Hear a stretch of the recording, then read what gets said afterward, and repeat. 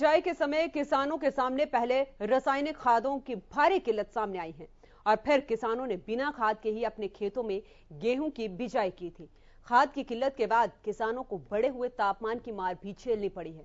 दरअसल मार्च के महीने में ही शुरुआत में ही तापमान सामान्य से ऊपर पहुंच गया है। तापमान बढ़ने से गेहूं की पैदावार प्रभावित हुई है। ज्यादा गर्मी से गेहूं का दाना दाना सिकुड़ गया है, जिसे किसानों को आर्थिक नुकसान झेलना पड़ रहा है।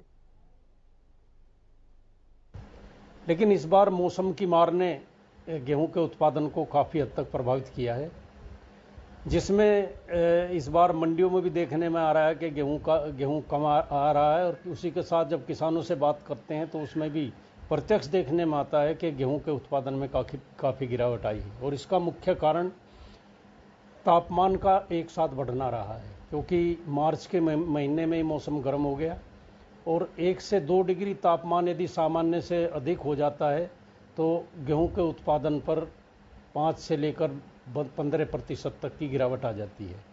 और ये इस बार हुआ, ऐसा एक बार 2010 में भी हुआ था और इस बार ये हुआ। इससे किसान को काफ़ी आर्थिक नुकसान हो। मैं एक छोटा सा किसान हूँ, 3 एकड़ की जिम्मेदारी करता हूँ, तो उसमें हर बार से अब की बार कम फसल का उत्पादन हुआ है, क्योंकि अब की बार गर्मी जो है वो समय से पहले आ गई थी। हर बार जो कटाई का सीजन होता है वो अप्रैल माह में होता है, लेकिन अब की बार तो मार्च में ही गेहूं पककर तैयार हो गया, जिससे लगभग 20 दिन पहले पकने के कारण उसका जो दाना है वह छोटा हो गया और जो औसतन पैदावार 50 से 55 मन की होती थी वो 35 से 38 मन पे आ गई।